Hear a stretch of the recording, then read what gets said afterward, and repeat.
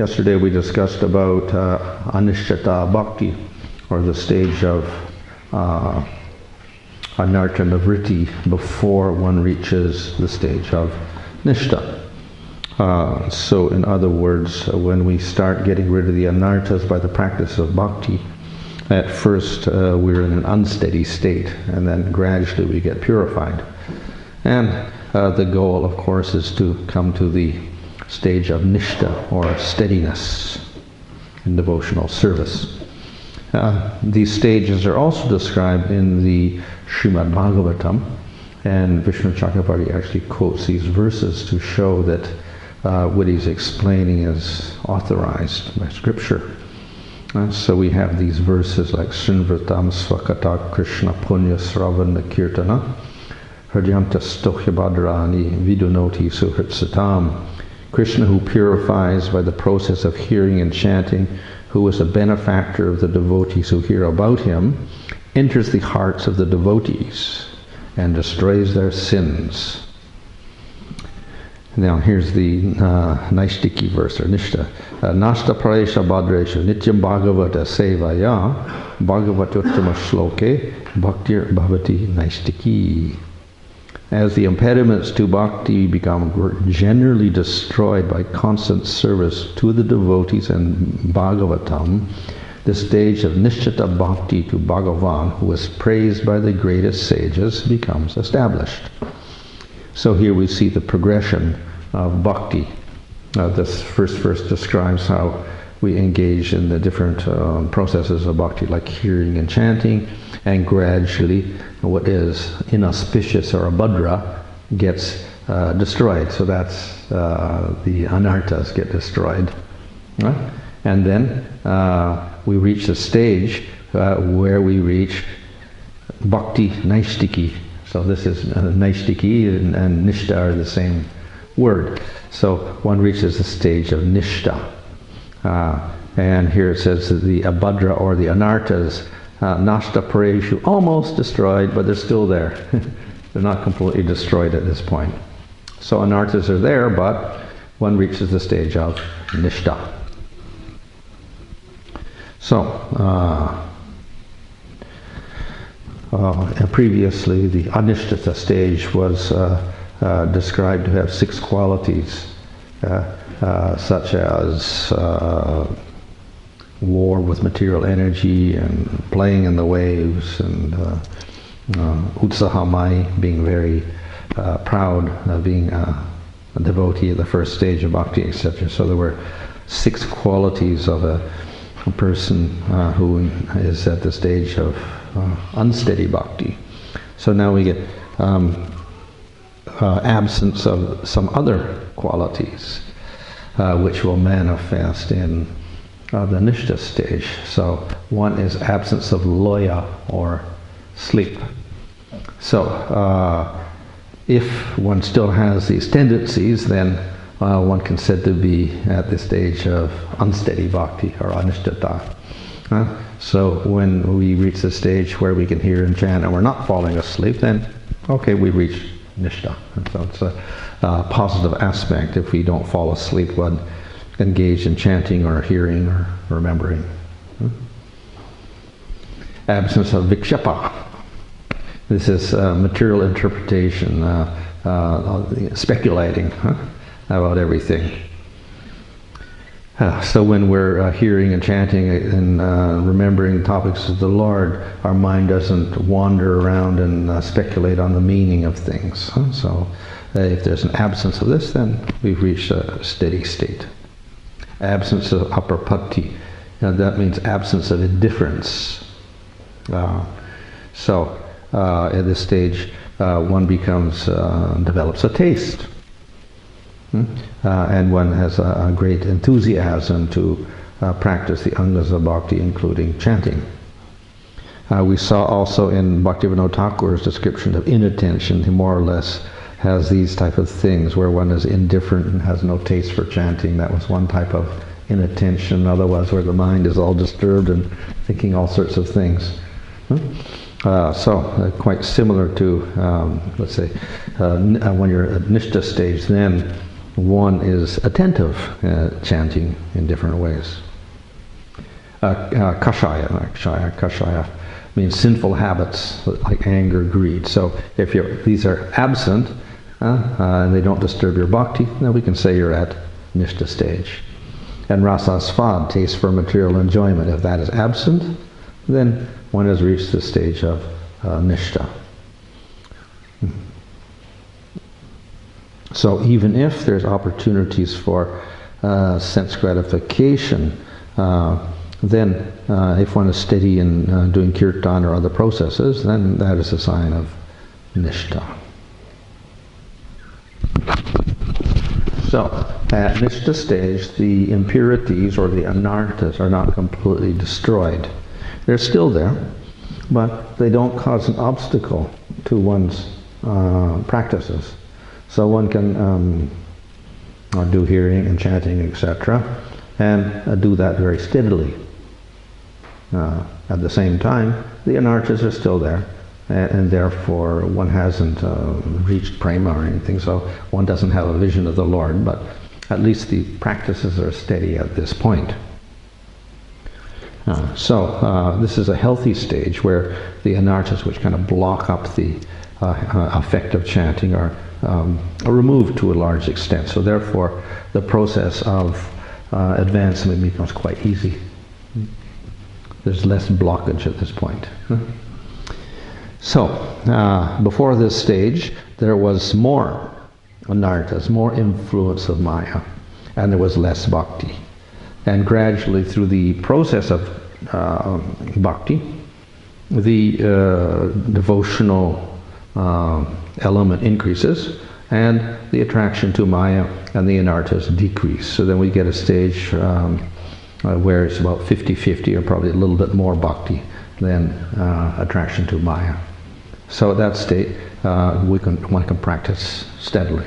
It's not a perfect state, but it's certainly better than if we have 80% Maya and 20% bhakti. Then definitely we'll have a lot of obstacles. So with the growth of bhakti in the jiva, then we can reach this state of at least steadiness in our practice. So the anarthas are still there. So we describe the process as bhajana kriya, anartha, nivritti, nishta, ruchi, asakti. So we don't talk about anartha afterwards as if it's all gone, but it hasn't gone. So it's still there in nishta, it's still there in ruchi, it's still there in asakti, and it's still there in bhava stage. A little bit. It decreases and decreases. So still there. And the anartha vritti is still taking place.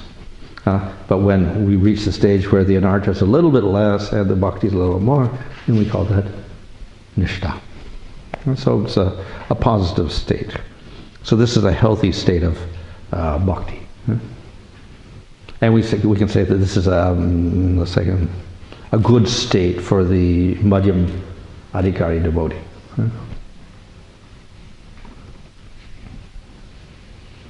So, as I mentioned, the anartha vritti is a continuous process. It starts when we do bhajana kriya, and it operates all the way into bhava. And then after all the anarthas are destroyed, what is left is only bhakti. And that becomes prema.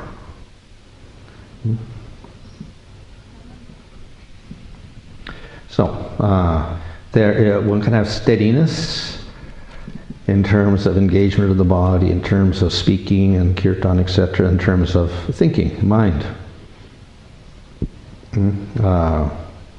So when we get our steadiness, then we can also perceive steadiness in other devotees. So that's also a good quality, that we can judge the advancement of a person, at least who is equal to us. And we can associate with like-minded devotees.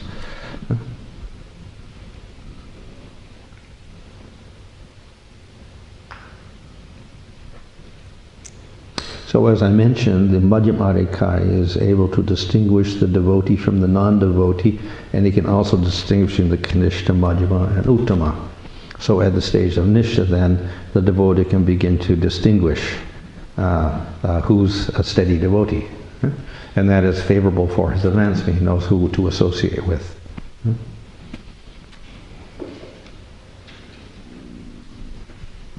There could also be steadiness in qualities, such as humility, respect, friendliness, and mercy. But that's not always a sign of steadiness in bhakti. In other words, one can just be in sattva gun and have steadiness in various qualities. So we say, oh, he's very advanced because he got all these wonderful qualities. But he may not have any faith in the Lord at all. So that the qualities that also manifest in a devotee, they are secondary things, but the main thing is steadiness in bhakti, in the processes of bhakti. So hopefully, of course, if one is steady in bhakti, then there will be a manifestation of good qualities, because we saw that one of the immediate effects of bhakti and sadhana was subhada, bestowal of good qualities. So these should also develop. But we should never mistake the steadiness in qualities for the steadiness in bhakti, because one could have material steady qualities without having the bhakti also. So we should distinguish between them. Yeah. So steadiness in qualities may come from sattva gun. So people who are steady in sattva gun will have many nice qualities, and we may admire those qualities in a person. And you say, oh, those people are better than the devotees. The devotees are rough and noisy and uncontrolled and rude and whatever like that. And so we'll admire these sattva-gun qualities of another person. But that's material, obviously. So on the other hand, if we develop qualities as a devotee, which may look similar, they're actually spiritual qualities because they're all related to the Lord. And these qualities will remain with the devotee as he advances in devotional service. Of course, if he doesn't manifest either sattva qualities or devotional qualities, then there's probably something wrong with his process of bhakti. Because they should, like kleshagni, there should be subhada also taking place. As we saw, the plant is growing and it develops these two leaves. So one is the subhada, the other is kleshagni. So they should start to manifest to some degree in bhakti. So bad qualities should disappear and good qualities should begin to appear in a devotee. So at least by nishtha, there should be some of these good qualities that arise from bhakti manifesting, as well as the decrease in the anarthas to the extent that one is steady in bhakti. So in general, we can say that a person who is a madhyam adhikari or nishtha, then he should display some very positive qualities of a devotee at that stage. So, if we are very intense in our efforts, we get one result. If we're very lax and lazy in our efforts, we get a different result. So if we are very enthusiastic to pursue bhakti, then we can reach that stage of nishtha, where we're fixed. And if we're lax, then we'll still continue with that unsteady bhakti. So if people continue for a long time and they're always unsteady, then that is a sign that their bhakti is lax. They're not doing it properly and they're not so say attentive to cultivating the plant of bhakti. So therefore it doesn't grow properly. So of course we all like to see a plant grow. Now we don't like to see it get stunted. And similarly, we also like to see ourselves grow. So we are the gardener of the bhakti creeper, and the bhakti creeper is the most precious thing that is growing because it's not sattvic, rajasic, or tamas, it gets spiritual. So we should take care of that plant and make sure that it's always growing very healthily. Okay, so that's nishtha. Then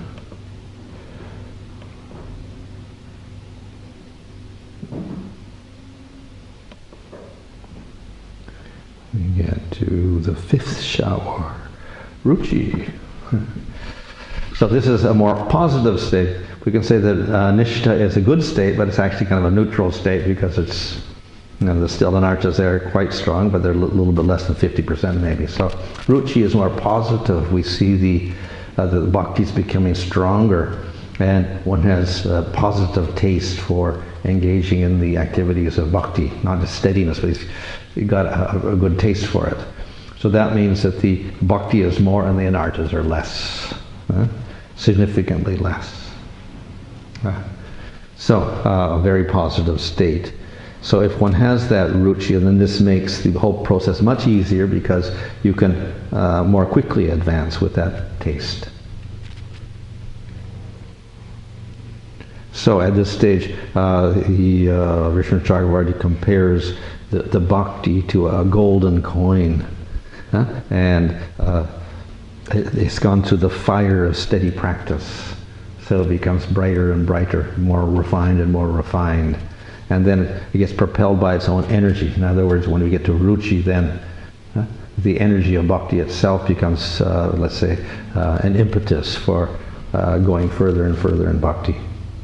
So, a very positive state. So that one does not experience fatigue or tiredness in the performance of the different devotional activities like hearing and chanting.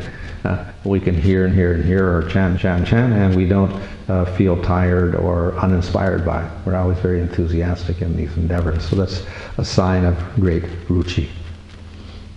One becomes addicted to the bhakti activities. One gets absorbed in those activities.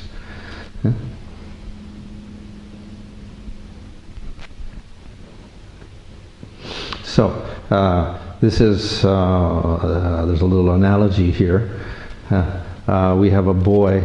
First we had the Anishita state where the boy first goes to school and he's very proud and he thinks, oh, I've learned everything, but he's just learned the first day at school. It's a false enthusiasm. But then we have the boy who goes to school and then he gets very interested in studying the scriptures every day, and then he understands the meaning, and he can, without difficulty, apply himself to the study. And then after a while, he becomes very enthusiastic, and he gets great pleasure out of studying and understanding all the different books that he has to read. So this is similar to the ruchi stage, where we're doing the practice of bhakti, and then it also becomes very, very enjoyable for us, and we like to do the activity.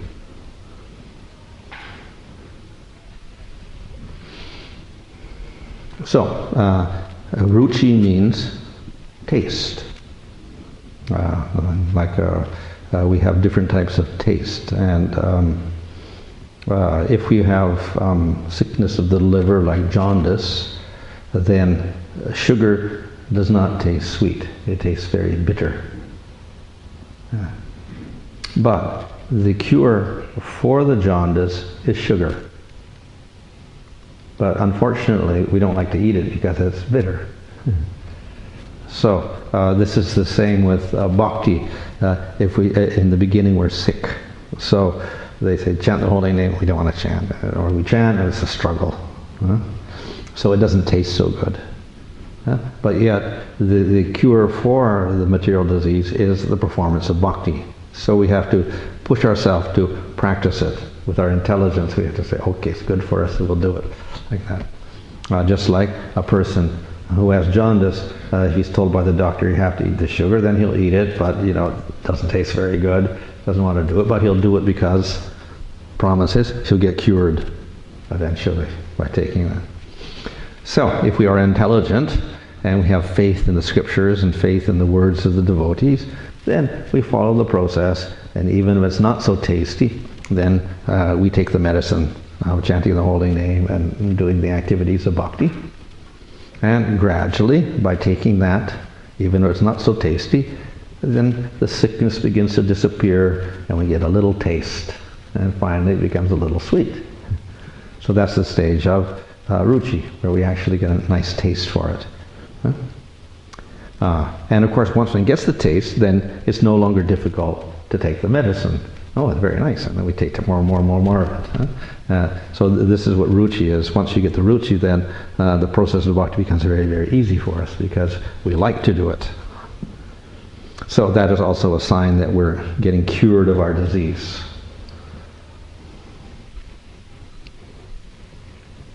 So all of the processes of bhakti help us get cured of the material disease.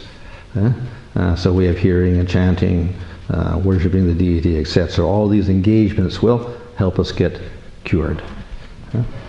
And though they may not be tasteful in the beginning, we continue to practice them, and eventually we develop eagerness to do these activities. Okay, types of ruchi. So, taste, of course, means we feel some enthusiasm and pleasure in doing the activity. But sometimes it may depend upon the material aspect of it. In other words, for instance, kirtan. We like to hear the kirtan because someone is singing very nicely, or he plays the harmonium very nicely, or whatever like that. So that's actually a ruchi for the material aspect of the kirtan, not because it's the name of Krishna. So then there's the ruchi that doesn't depend on the accident materials at all. That is just the kirtan itself, that it's the name of Krishna. So that's a sign that it's actually pure ruchi. It's not depending on material standards at all.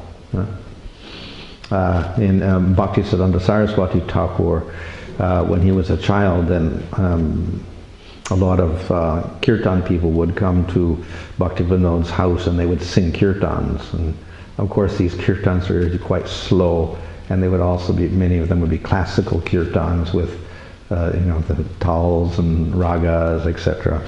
And Bhaktisiddhanta Saraswati Thakur said at that time, he was maybe 6 years old, 7 years old.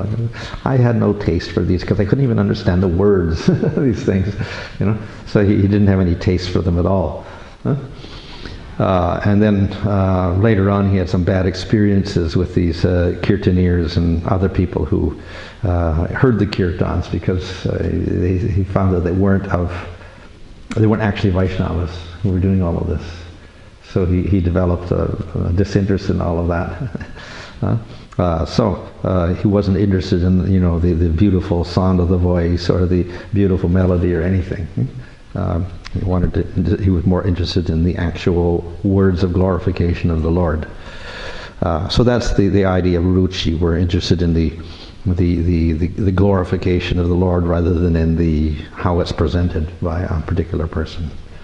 And of course, if it's presented with devotion, then fine, even if it doesn't have the proper melody or whatever. So once he gets to the stage of ruchi, taste, then because he does have a nice taste for process of bhakti, he will lament his previous condition as someone in the material world. He'll understand that was all useless.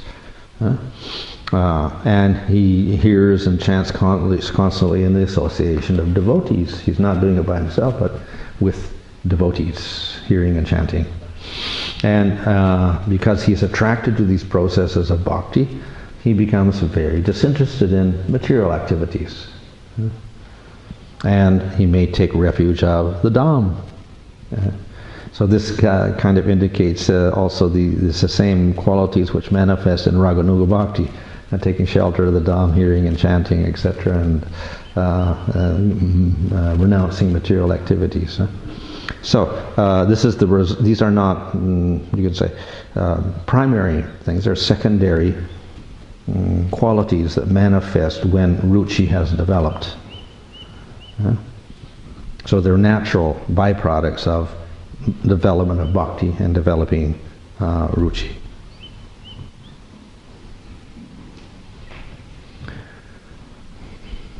Okay, so Vishnu Chakravarti also compares the process of bhakti to a dance.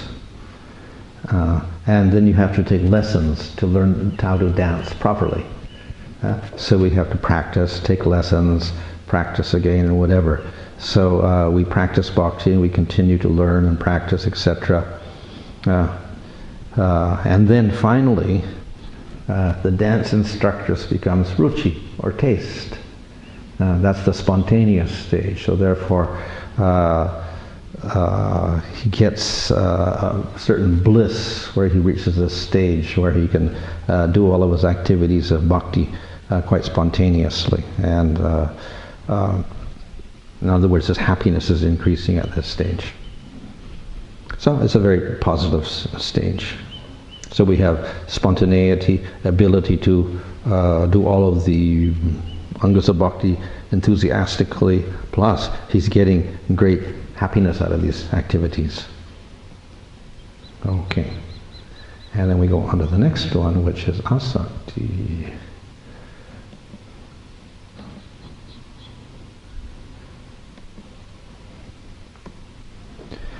Okay, so the plant start out as a seed, and then we cultivate the seed and it sprouts, and it gets two leaves, Kleshagni and Subhada, and it grows and grows and grows if we cultivate it properly, and then finally we get little buds coming out, flower buds coming out. So that's the stage of asakti. Yeah. So this is, let's say, almost something is visibly manifesting at this point. Some final result for the plant of bhakti is manifesting in terms of a flower. So it's beginning to manifest. That's why it's called a bud. So in ruchi, one has a taste for the activities of bhakti. That's the bhajana aspect. In asakti, the taste is for Krishna within those activities of bhakti. So that's the difference. Finally we're getting attraction for Krishna. He becomes the object of taste for us when we're hearing and chanting, etc. So in ruchi we're attracted to the hearing and the chanting, and in asakti then we're getting attracted to Krishna, which means that actually Krishna is manifesting in the hearing and chanting. Becoming more and more attracted to him. We see that the name is non-different from Krishna, and then gradually Krishna will manifest his name and his form, etc., in the name. So first we're attracted to the chanting, and then as we go on, then Krishna is beginning to manifest more and more. So we're attracted to Krishna when we're chanting the name. Then finally he appears. That's bhava.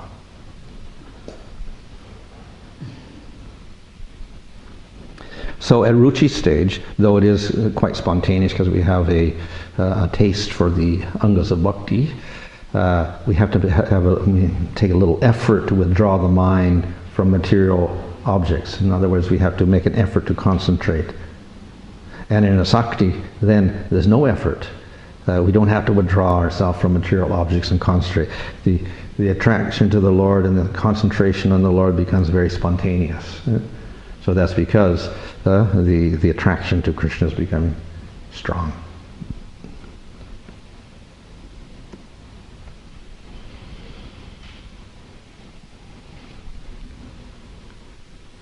So we try to concentrate, but then the mind just goes off, and we're not even aware the mind's gone off until 5 minutes later. Suddenly we understand we're thinking about something else. So it's very difficult to control, even at nishta stage. But when we get to the stage of asakti, then spontaneously one concentrates on Krishna. And in ruchi we have to make ourselves do it. There's an effort, but in asakti stage, no, it's quite spontaneous. So at this stage, there is almost an appearance of Krishna. It's like a reflection of Krishna manifests in the heart of the devotee. So he almost sees Krishna. There's almost a vision of Krishna there. It's called a reflection. So it's at the stage just prior to seeing Krishna. So out of his mercy, then Krishna makes a little bit of a manifestation for the devotee. Yeah, so begins to manifest himself. So what are the characteristics of a Sakti stage? He gets attracted to devotees and hearing from them. So again, we see that he's not isolated off by himself. He is taking a devotee association, hearing with other devotees, chanting, etc. He sees everything in relation to attaining Krishna. So whatever he sees, he's thinking, how can that help me attain Krishna? Because he got this taste for Krishna now, so everything is in terms of how to attain Krishna. And more than even in ruchi stage, in ruchi the devotee becomes disinterested in material activities. In asakti stage, more disinterested. And because of that, people will criticize.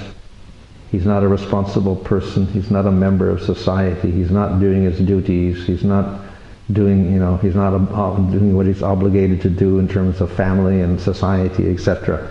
He's a little crazy, whatever, you call him names or whatever, but he doesn't hear anything. He's more absorbed in Krishna. So he's becoming very, very elevated at this stage, absorbed in the Supreme Lord. Yeah. So attraction to, let's say the attraction to Krishna is a lot, and the anarthas are getting less and less and less, much less.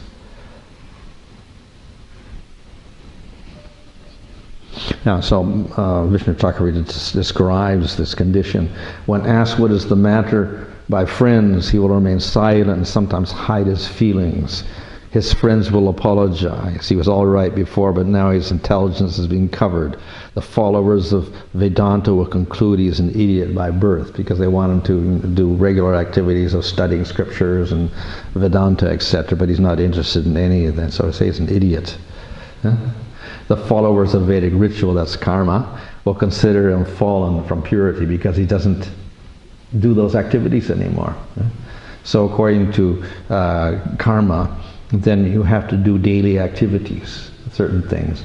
So the Brahmana has some set activities he has to do, like Sandhya Vanana for chanting the Gayatri, offering tarpanas to the ancestors, and doing the Panchamahayagya to get rid of accidental sins every day. So there's a lot of duties to do every day, but now he's completely disinterested. He doesn't do anything like that. So the followers of these rituals will consider him fallen and sinful because he's not doing these duties anymore. And the non-devotees will simply speculate he's hiding some treasure someplace and therefore he's acting like so antisocial. And offenders will say he's just putting on an act like this for some other reason. So everybody will begin to criticize him even though he's a very exalted person, so from their own point of view. So the devotee ignores all of this. He's not disturbed by any of these criticisms. And why? Because he's got such an attachment for the Lord and he gets such happiness from that everything else is considered to be useless. And it won't dissuade him, all these criticisms won't dissuade him from progressing further to attain Krishna. One of his main goals is attain Krishna. So now that he's got a little experience of Krishna, then nothing can interrupt his attempts. And he'll keep trying to do that. And all of these words are simply useless. Okay, maybe we can finish today.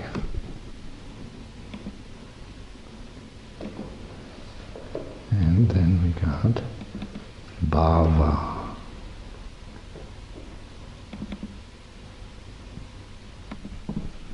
Fine. So this is the seventh shower of mercy. So in Asakti stage we had a little flower bud coming out of the plant of bhakti. Now it manifests the flower fully. So we saw that previously there was like a little reflection of Krishna, and one was very attracted to Krishna and feels some bliss from that. So now bhava means the flower is manifested and Krishna appears to the devotee. So this is the first manifestation of the Satchidananda form of the Lord. Asakti was a little bit of a hint was there, like a reflection, but now we get the first manifestation. Okay, so Krishna actually manifests at this stage, and consequently we actually get the bliss. So this is the first stage of bliss. In prema we got bliss which is much more. It is called Sandrananda, or concentrated bliss.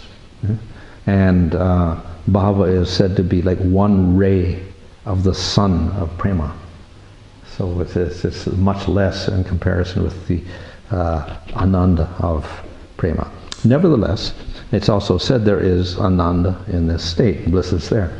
And it's described this Sura Sattva Visheshatma means that Hladini and Samvit Shaktis manifest. So Hladini Shakti means the bliss.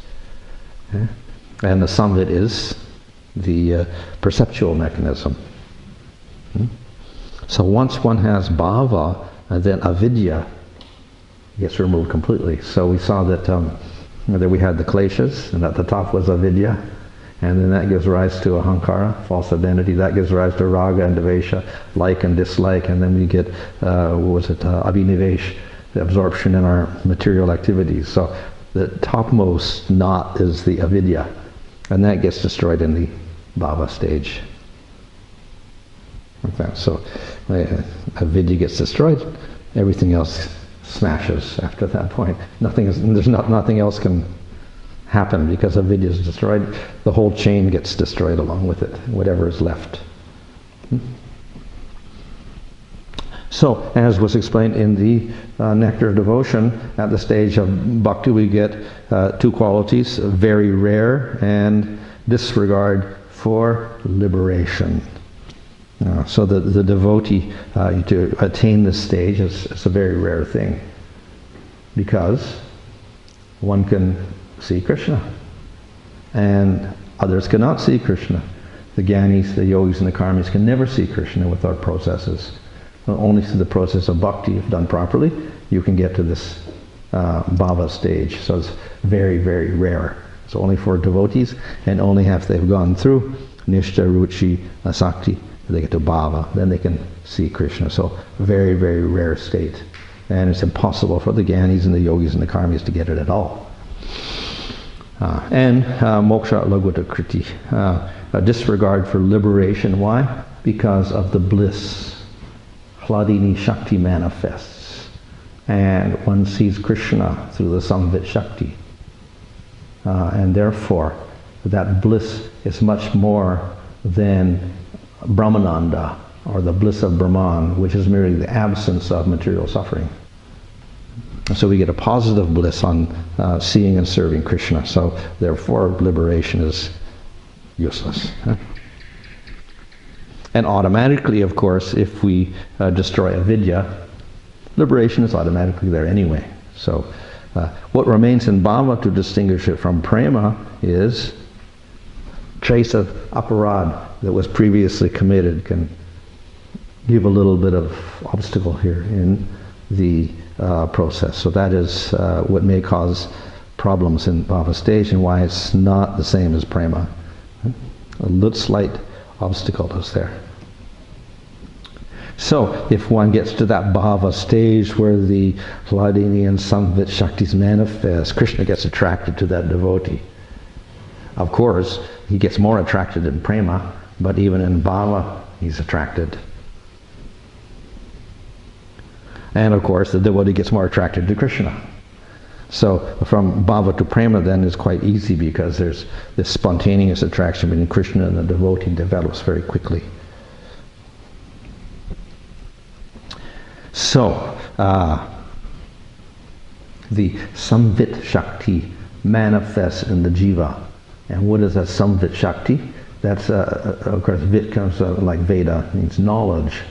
So one gets spiritual perception through the Samvit Shakti. And therefore one can see, smell, hear, touch, and taste spiritually.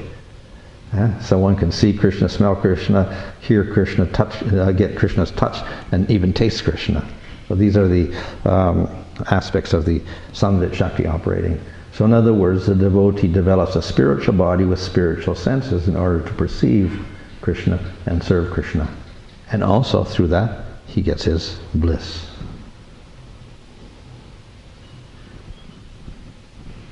So, there was Raganuga bhakti, in which you meditate on a spiritual body.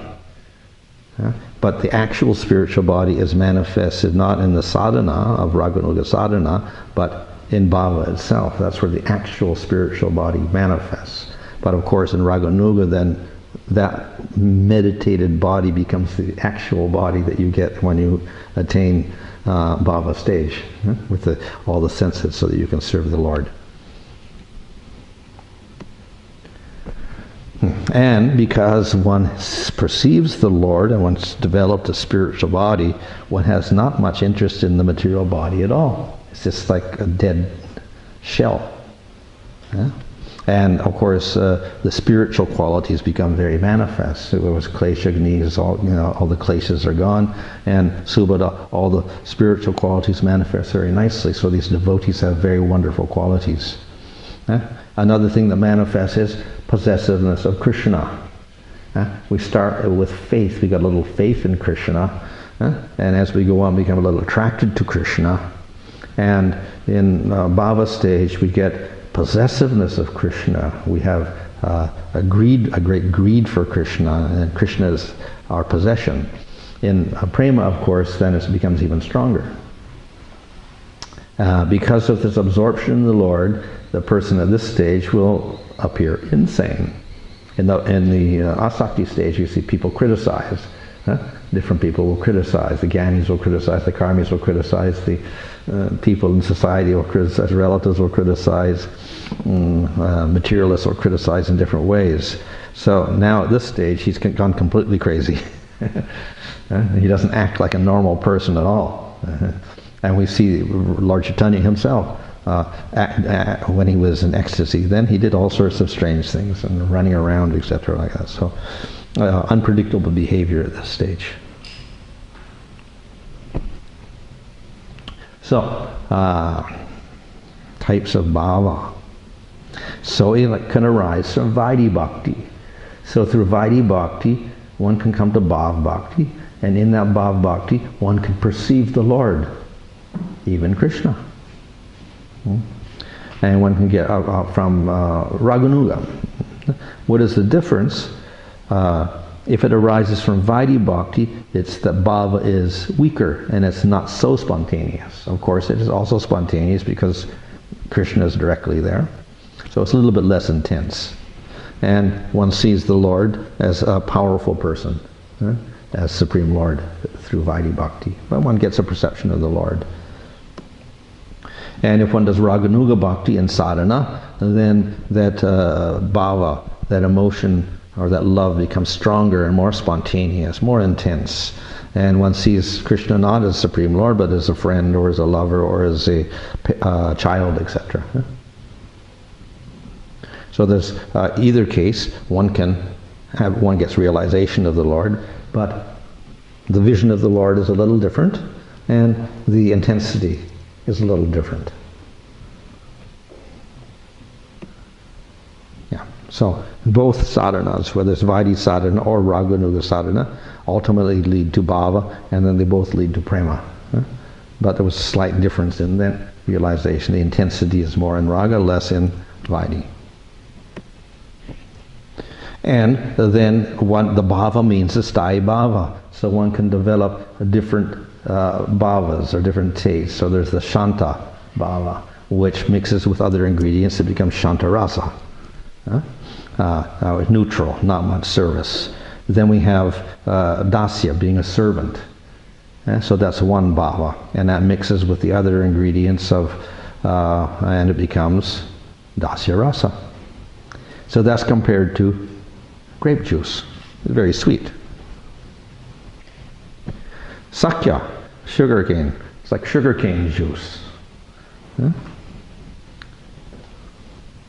If one has vatsalya, it's like jackfruit juice. And if it has Madhurya rasa, it's like Madhurya bhava, it's like mango juice.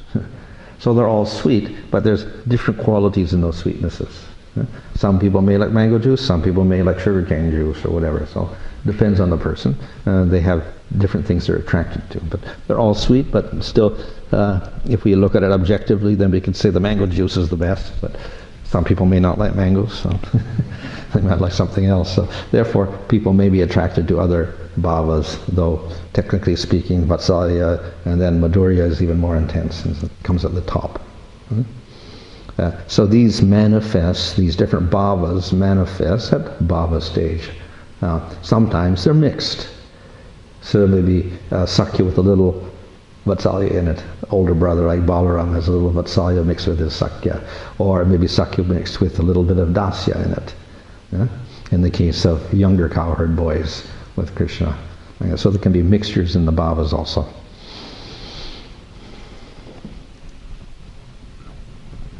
So at this stage, the ingredients of rasa manifest. So I briefly mentioned that at the beginning, that we have vibhava, that is, we need a devotee in the Supreme Lord. And then we need the sthayi bhava, which may be sakya or vatsalya or whatever. Then we have sattvika bhavas, spontaneous things like crying and fainting. Then we have anubhavas, conscious actions like bathing Krishna or cooking for Krishna. And we have vyabhichari bhavas, minor emotions like worry and fear and things like that. Huh? Anxiety, envy, whatever. They all mix together and they create rasa. So these appear, but they're in a little bit of a weaker state, so one does not get all the sattvika bhavas in a constant way. A few appear periodically, like that. So anyway, they're all there, but not in such a strong state in this. Here we are again. So they're all there, and they combine to produce the rasa. Okay, that ends that section. Oh, no, we have more. So we get primary rasas. So these are the positive rasas, 5. Shanta rasa, which we don't really aspire for because it's neutral and not much service there. But there are persons like sages in the spiritual world, so they see Krishna and he's like Brahman for them, and they're very peaceful when they see him. So then we have Dasya, Sakya, Vatsalya, and Madhurya. They all have colors, so these are the actual colors, right? So Madhurya is blue, Sham, like color of Krishna. Vatsalya is a bright orange, and Sakya is kind of another orange, and Dasya is a kind of a multicolor, and Shanta is white, which is maybe natural. It's kind of a one. And then we have secondary rasas. So when the Vyabhachari bhavas, these minor emotions, become a little more prominent for a short period of time, then they're called secondary rasas. So, but then they'll disappear again. They depend on the primary rasa. So we have comedy, or joking, etc., which is yellow in color. And we have adbhuta, wonder, which is greenish. We have virya, courage, which is golden. We have karuna, or compassion, which is purple. We have rodra, which is dark red. We have bhayanak, which is black. And we have a bibhatsa, which is bluish in color. So these are the 7 secondary rasas. So Krishna is the source of rasa, as was said in the Nectar of Devotion, Akila Rasamrita Murti. Krishna is the very form of all primary and secondary rasas. Just as the ocean is the personification of water, so Krishna is the personification of all rasas. So everything, all these rasas that were here, take on extraordinary forms with Krishna. So bhava is the preliminary experience of that rasa.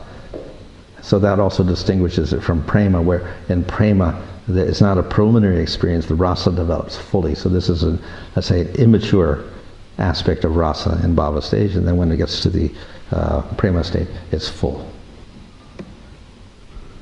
Okay. And then I'll do one more, and we can finish.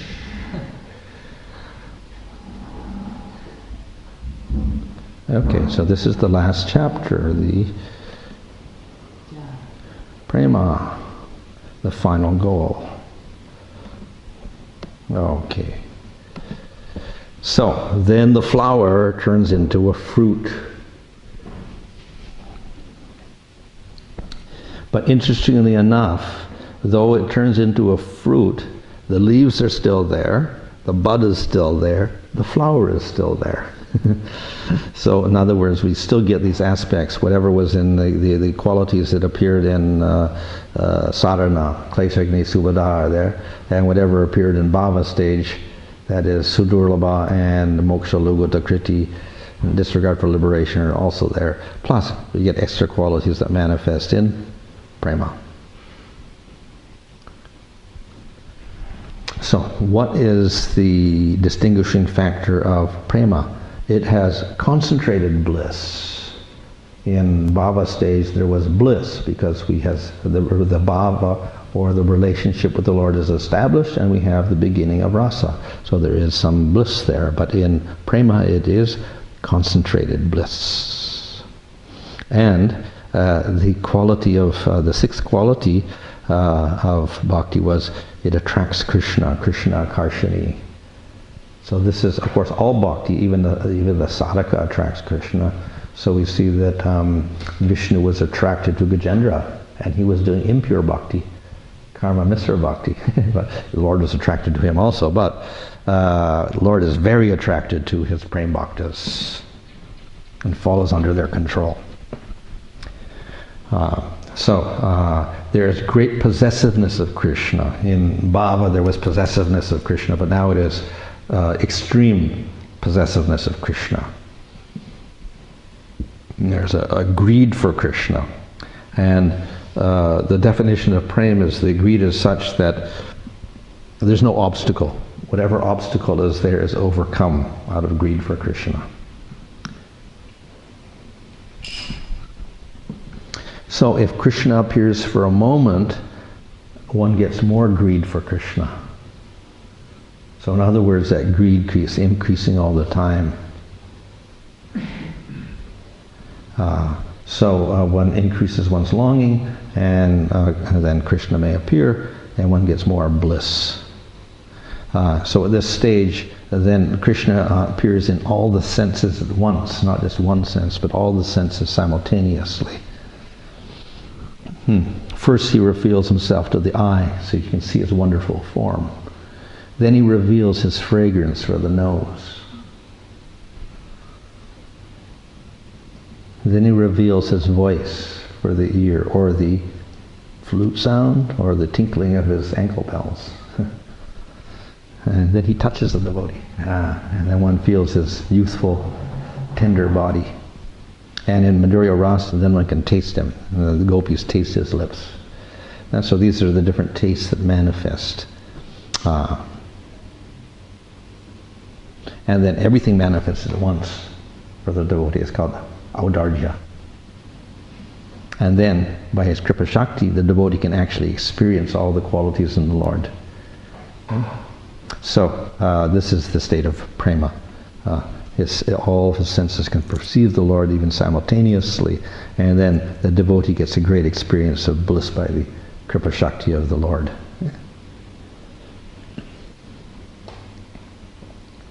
So this is something that doesn't manifest in bhava stage. One gets a temporary manifestation of the Lord, but not simultaneous with all the senses. So within this prema, then we get two aspects: the meeting with Krishna and the separation with Krishna. And will appear in all the different rasas. So for instance, in Sakya Rasa, there will be meeting Krishna, there will also be separation from Krishna. Vatsalya, there will be meeting and separation. And in Madhurya Rasa, again, meeting and separation. So it's a factor within all these relationships with Krishna. So the devotee experiences bliss in the meeting, and separation, the devotee feels the greatest pain. But as Sanatana Goswami explained in the Brihad Bhagavatamrita, this is not pain like the material world, it's part of bliss. And within this pain there's the greatest bliss also. So, and within the bliss there's pain also. So, therefore it's not like the duality of the material world. So in this, when the devotee is experiencing this way, then he is so absorbed in serving Krishna in a spiritual body that he just enters into that world at a certain stage. And he gives up this body. Finished. And that's it. And then he's in his, we call it siddha. He's siddha at that stage. He's in his spiritual body. So at the end of this section then, Vishnu Chakravarti quotes this whole series of stages here, which he's described throughout the book from Shraddha to Prema. So he's described all of these different stages in terms of the plant growing from a seed, getting in the field. First is the field, then there's a seed, then there's the plant grows up and gets its leaves, then it gets a bud, then it gets a flower, and finally it gets the fruit. There are actually higher fruits on the tree also. Prema is just the beginning. So in Ujjvala Nilamani, for instance, it explains the later stages. So you get sneha, which is more intense. And when prema becomes thicker and the heart melts, it's called sneha. And one cannot tolerate a moment's separation from the Lord. Then within Madhurya Rasa, we get something called man. And this means contrariness, anger, jealousy, pride manifesting in the gopis, and they may reject Krishna, get angry at him. And then we get pranaya, which is a positive attitude of greater affection, greater closeness, greater intimacy with Krishna, in which there's no respect anymore. Even though one should respect, one doesn't respect because one is so close. For instance, we find Mother Yasoda, she doesn't respect Krishna, she wants to punish him. That's because of this intimacy. Then we have raga. When sneha turns sorrow into happiness by a slight appearance of Krishna, it's called raga. The devotee does anything for the pleasure of Krishna, even giving up its life.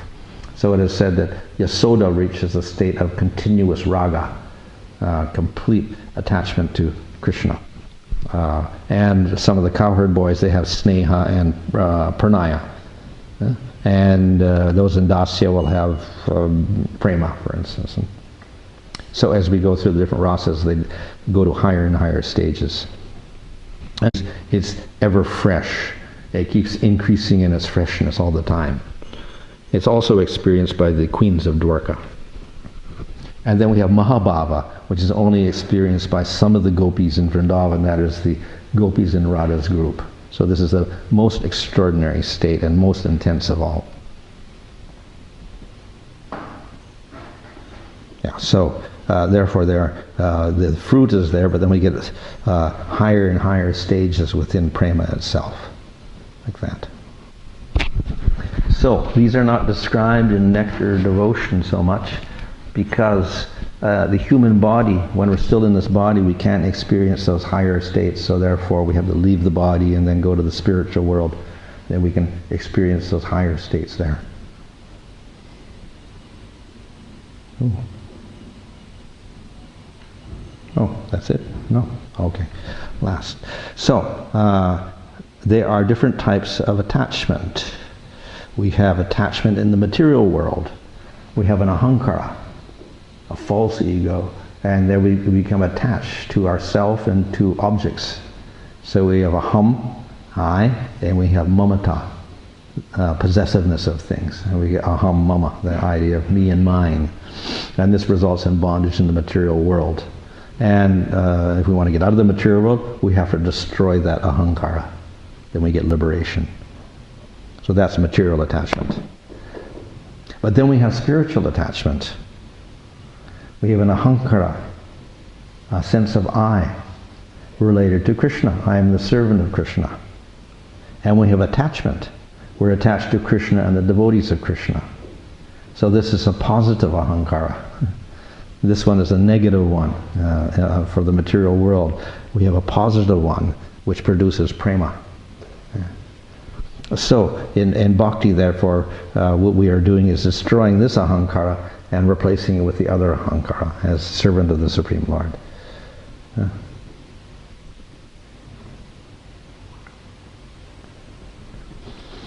So as we progress from Shraddha to prema, then our attachment to matter and our, let's say, our material ahankara is strong in the beginning, and it gradually decreases until it ends up at zero in prema.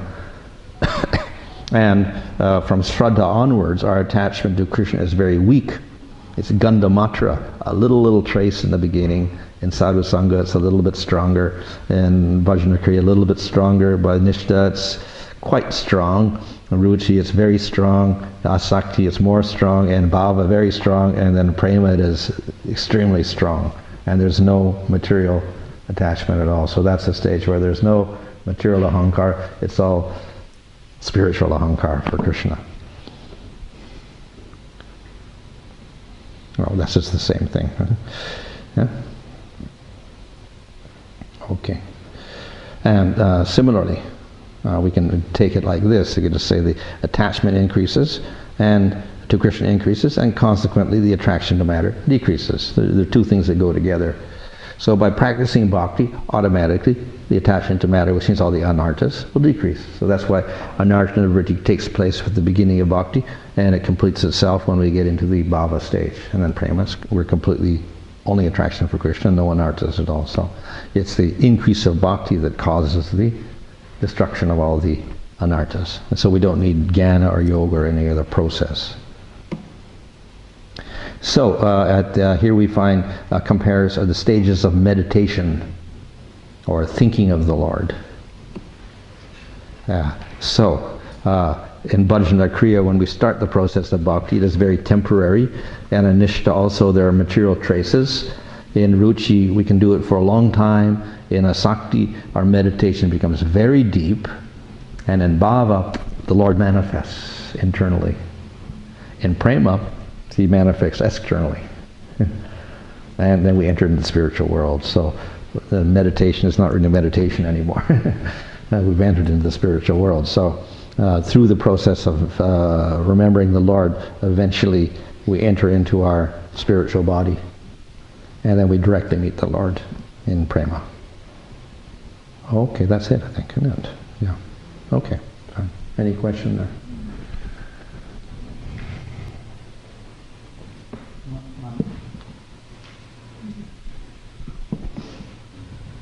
So can we say that when we go back to Godhead, we regain our spiritual body, or that we have our spiritual body here and currently it's covered by our material body, matter, and slowly gets uncovered through the process? Well, wherever it is doesn't really matter. In one sense, everything spiritual is eternal, so we can't say you create a spiritual body at any point. It must be eternal. Where it is, we don't know, but whether it's with Krishna or it's with you, it doesn't really matter, because if you don't do bhakti, it won't manifest. If you do jnana, then it doesn't look like it appears at all. You just end up merging in Brahman with no spiritual body. If you do bhakti, then it will manifest. But according to how you worship, then it manifests differently. So if you do karma mitra bhakti, then you get one manifestation. And if you worship Vishnu, you get a 4-armed form. If you worship Krishna, you get a 2-armed form. So according to our sadhana also, that will determine our spiritual body. But it doesn't mean it's temporary, it's eternal. The author here is Vishnu Chakravarti. Yes. I heard a class the other day, the speaker was saying that he was an incarnation of Rupa Goswami. Was that? Haven't heard that, but maybe, I don't know, I never heard it. But I don't think he mentions it anywhere, but maybe. He goes very deep in the rasas. Oh yeah, well that's one thing. He does go into rasas deep. So Rupa Goswami is called the Rasacharya because he explains rasa in the Nectar of Devotion and Ujjwal Nilamani. Of course, Jiva Goswami also explains in the Priti Sandarbha, but we can say that Rupa Goswami is the first one to do that.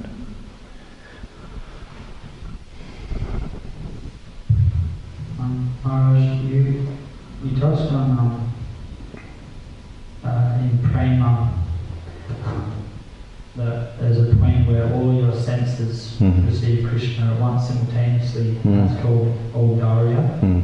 I've also heard that word in reference to Lord Chaitanya. His mood is Audarya, Rasa. Yeah, that's a little bit different. That means compassionate as opposed to sweet. So Krishna is called Madhurya because he's very intimate and sweet in his relationships, whereas Chaitanya Mahaprabhu is Audarya, compassionate. He likes to deliver people and whatever like that. So that's his mood, and bring them to Krishna.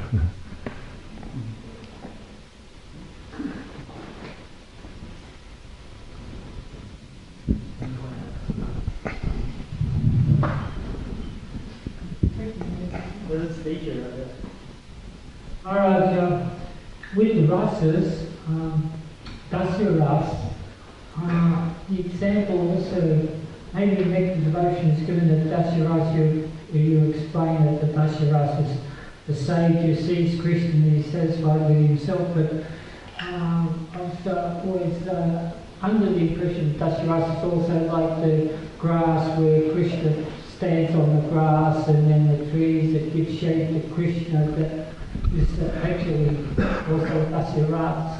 Oh, well, everybody is in one sense serving Krishna in that way, even they, like all the rasas, they're all serving Krishna some way or other.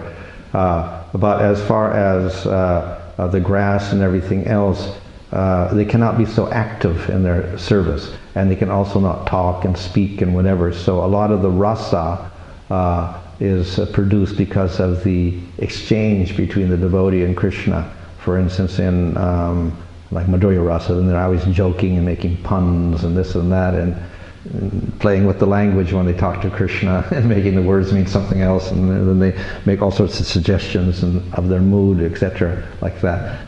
And even with animals, you can't do that. There's very limited in how you can talk to your cow or the deer or whatever like that. And if it's the grass and the trees, it's even less. So therefore, they don't really consider that a real developed rasa at all. And even Shanta rasa is described in terms of people. So the young children have Shanta rasa with Krishna because they haven't developed to the stage where they've developed, any particular thing. So it's a very general rasa. And then the sages who have done jnana or something, sometimes they end up with Shanta rasa. Like when the sages saw Krishna come into the arena of Kamsa, they had Shanta rasa, like that. So, but all of these, if they're realizing Krishna, they all have some sort of service to Krishna. But with Shanta, it's very inactive. And then with the other ones, they actually want to serve Krishna in different ways, but it's either as equal or superior to Krishna, or in Madhurya rasa, very intimately with Krishna. Mark, I have a few questions. First off, when you're talking about bhava, describing, there was a description there how bhava is like a small ray of the sun of prema. If we use that analogy, you look at the sun in our universe, this one ray is extraordinarily powerful. So obviously bhava is incredibly powerful. And then you mentioned how you gave that on the first slide you showed went from avidya through karma, was this word? Yeah. It didn't quite show the last word for this, so it looked like karma. Yeah. So then that makes me wonder, because obviously with all these stages, this progression, you start, you're entering into the phase and you gradually develop and then move into the next phase. So what stage was Bharat at? Bharat wasn't bhava. But what stage was he in the beginning, the middle, the end? Well, he still had anartha, and that's why he thought of the deer. So he wasn't at last stage, obviously. Huh? But it seems extraordinary that he was in bhava when he gave up devotional service. Because he saw the Lord, and then he had ecstatic symptoms, sattviga bhavas. Yeah, so he was in bhava. So the reason why he fell was because of a previous aparad from a previous lifetime. Must be a pretty big aparad. Well, I don't know what it was, but then it affected him so that he got attracted to the deer and he forgot the Lord completely. You know what I'm saying? This, but because he was so close, he was actually starting to experience the Lord greatly. And he gave that up because of that. Right. So in other words, bhava is not perfect. What to speak of lower stages, even in bhava you can fall. So. But though he did fall, he was protected by the Lord, because bhava is a rare state, and the Lord never forgets that devotee. So therefore he arranged the next lifetime so he could get prema eventually. So it was ultimately for his own good. And he got prema also by the Lord's arrangement. Okay, then the next question I have is again from the Shah from Bhava. You were talking about, you mentioned this the other day, I think it might have been in the next devotion discussion, about prema from Vaidhi and prema from Bhaganuga. And then you explained how the prema that comes from Vaidhi is not as deep as that which comes from Bhaganuga. But then I'm wondering, what's the situation for those of us in ISKCON who follow Prabhupada? And often we see that devotees, they try to jump over the practice of Vaidhi to come to Bhaganuga. And I think it's possibly based on this understanding that, well, no, this is better prema than the prema that comes from. So what's the situation for us? Are we coming exclusively from Vaidhi, so we're not going to Well, we're kind of in between, because our Vaidhi is a little different from the Vaidhi of other sampradayas like Ramanuja or Madhva. It's quite different. One, of course, we're concentrating on Krishna, and that we're concentrating on Radha Krishna. Secondly, we're constantly hearing the Bhagavatam, and we hear the pastimes of Krishna like Krishna books. So we are, in one sense, engaging in hearing about Krishna more than anything else. And then we, of course, chant Hare Krishna, which is all about Krishna as well. So we can say it's a mixture. We follow the rules and regulations, but even that is done by people practicing Raganuga. It's not that they're beyond rules and regulations. They're still, they do everything externally like a Vaidhi Bhakta, plus they're doing the inner smarna. So we don't do the smarna so much internally meditating on pastimes, etc. But at least we got some of the aspects, like more concentration on Krishna and things like that, and more spontaneous mood, less dependence on rules than other sampradayas who are doing Vaidhi Bhakti. So that seems like, if you look at it from that perspective, it seems what Lord Chaitanya and our acharyas has given us is quite an extraordinary process, because even though we're the most degraded, if we stick to the process, we'll actually achieve the highest. Well, that's why Lord Chaitanya is considered the most merciful, because he allows the people of Kali Yuga to get to the highest goal, which is almost impossible. Brahma, Shiva, Lakshmi cannot even get that. And yet he's giving it to unqualified people in Kali Yuga. So that's his great mercy, if they follow the process properly. Yeah. And then I feel I'm so stupid because I don't take it seriously. The other question, two more questions I have. Prema, the next slide. Meeting and separation, we often hear this described. Our acharyas seem to indicate that separation is superior, whereas we see some devotees tend to indicate that meeting is superior. So why do our acharyas indicate that separation is superior to meeting? Oh, well, in separation, we see that there are extreme symptoms, and in prolonged separation particularly, we get very extreme sentiments, and we see the people of Vrindavan, they're almost dying because Krishna goes away for so long. But even if it's not so, the gopis will feel even the blinking of an eyelid is like a yuga. So they get very extreme symptoms of separation even in meeting. That feeling of separation gives rise to very intense symptoms. And that's one reason why Krishna did go away, so that the world would understand the intensity of their love, because in separation that intensity shows up to a greater degree. But then we'll say, well, it looks like pain. But then, as explained in the Brihad Bhagavatamrita, within that separation that looks like pain, then there's a manifestation of bliss, which is even higher than the bliss of meeting. So it's, that's one of the prominent features of his earthly pastimes, is to increase the devotee's love. Yeah. And we see the most intense manifestations in that separation of the gopis, because they have the most intense love. Mm-hmm. So then that Vipralambha is considered the highest expression of the love. But even like, if you look at some of the, like Prabhupada particularly talks about the childhood pastimes as being the sweetest. Mm-hmm. And you see, like with some of the childhood pastimes, a lot of the things Krishna is doing are the things a naughty boy would do. Yeah. And the gopis just, their love just deepens so much because of that. Yeah. That's there, but then in case, then the other one is that in Madhurya Rasa, then the separation becomes so extreme that it looks like, they're going to die. So that's like a real high manifestation of love, where you sacrifice everything, even your life, for the Lord. But of course they don't die. And within that there's the greatest bliss also. So it's the highest point of bliss, that's why it's glorified. Right. And final question, it's fairly simple. In the last section you talked about Mahabharata. My understanding was always that it was only Radharani and Mahaprabhu who experienced Mahabharata. Well, generally, yeah, but then I think in Ujjwal Nilamani there, I think Rupa Goswami says that the gopis in Radha's circle also get that experience. And then I think even some of the cowherd boys get that experience, the Priyanarma Sakas, like Madhu Mangala, they also can experience the Mahabharata sometimes. So it's even for them. But it's usually a very select few. But is there a difference between the experience they're getting and the experience that Chaitanya Mahaprabhu is getting? Well, that's the highest of all. Obviously, Radharani's got the highest experience of Mahabhava. And then Lord Chaitanya also is in that category. And then one sign of that is the extraordinary symptoms that he undergoes. So one was when he perspired, blood came out, which is not seen anywhere. The other is when his tears came out, they shot out like water guns. The tears came out of his eyes like that, spraying people. And that's remarkable also, very remarkable. No one has ever seen something like that.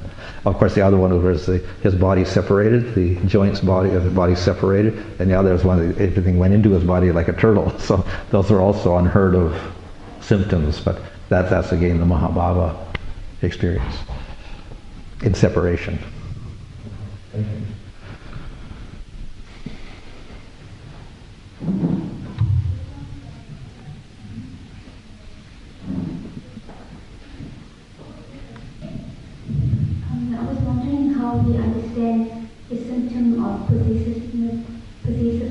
Krishna, because we see even Prabhupada, he was on that stage. He sometimes did manifest symptoms of Mahabhav that he was experiencing. He went into Samadhi, and then we also find some of his disciples that they the possessiveness of Krishna, but they're giving Krishna to everyone. So how do we understand possessiveness of Krishna?